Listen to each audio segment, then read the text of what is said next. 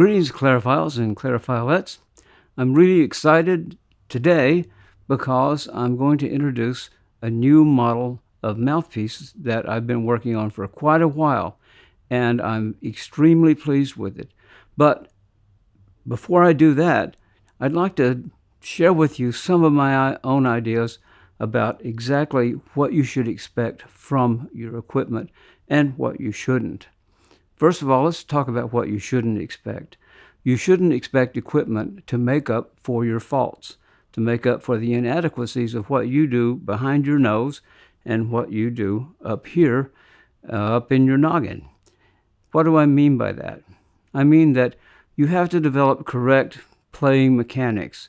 And what equipment will do for you, that is the properly balanced reeds and a really good mouthpiece, is that it will facilitate your efforts at actually playing correctly.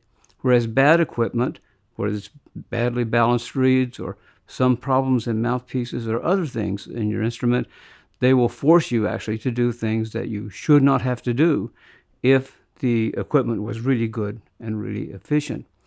Another thing that equipment will not do is it will not give you a concept. One of the most important things that you as a player or your students really should develop is something that's very little talked about, and that is developing your own concept.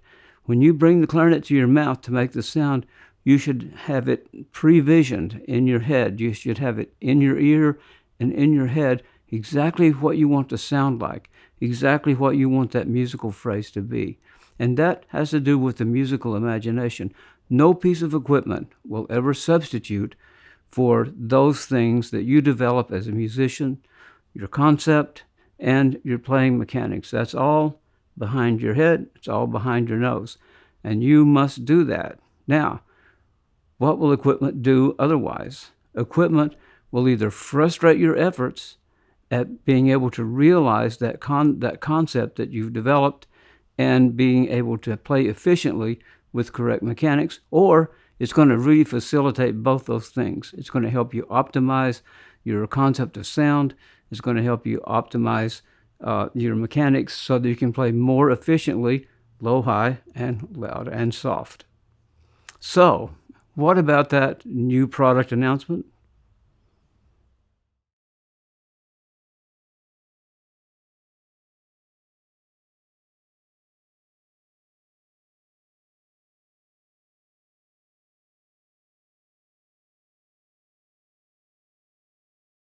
It's hard to believe, but I've actually been doing educational videos on the clarinet for, a long time now, over 10 years. And I think in all those years, I've been pretty clear, pretty straightforward about who my favorite clarinet player has always been. And that is Harold Wright, the former principal of the Boston Symphony Orchestra. Unfortunately, he passed away at an early age in 1993. And it was very shocking to many of us, especially those of us that loved his playing so much. Many of us had been right there at Norman, Oklahoma, just a month before his passing to hear him play a wonderful concert. So it was really heartbreaking to find an artist of this magnitude that he was just taken from us at such an early time. If, by the way, if you haven't heard Harold Wright play, you should really look up his videos. There are lots more and increasingly amounts of his playing that you'll find on YouTube. Just put his name in the search. And I've always admired Harold Wright's artistry and his sound and his approach to tone production and his concept of sound. And I've wanted to produce a mouthpiece for the longest time that had the design that would facilitate the style of playing that he so wondrously exemplified. And this mouthpiece that we have finally finished production on is really, in all frankness, the best mouthpieces I've ever played.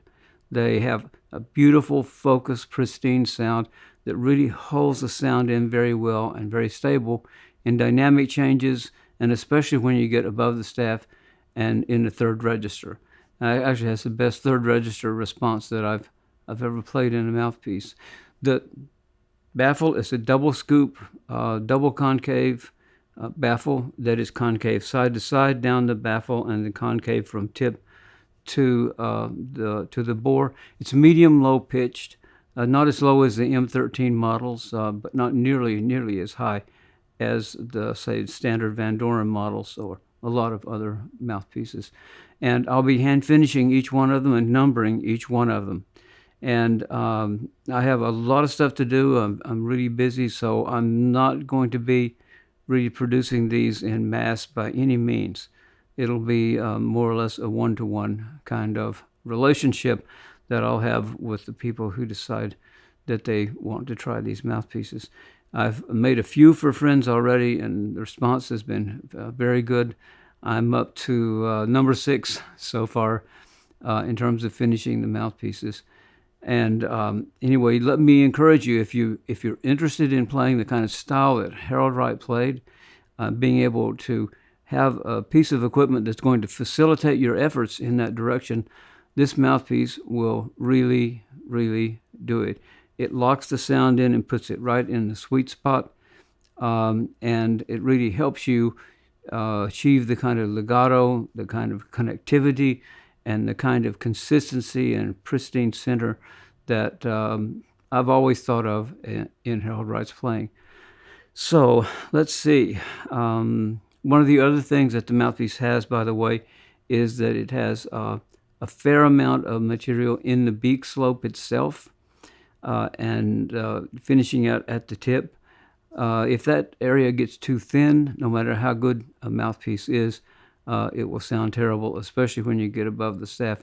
So I'm very careful about that design in the mouthpiece so that the upper register, the upper clarion and third register will be very stable and very solid in terms of the pitch, color, shape envelope.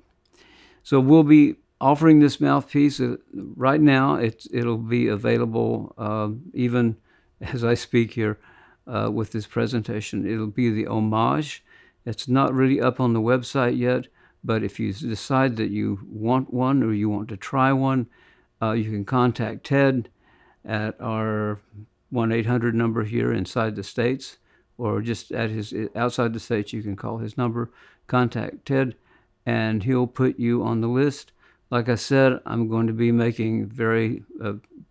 producing things very slowly, because I'm going to be very careful with these models. This is really, this mouthpiece sort of sums up my whole idea about clarinet mouthpieces and what classical clarinet playing ought to be. And so I'm going to be doing my best on each mouthpiece to make it as good as I can possibly make it. So that's the announcement, and thank you very much. And if I'm not going to be giving a presentation between now and when the holidays begin, I want to wish you all a happy holiday and a happy new year and good clarinet playing. Talk to you later.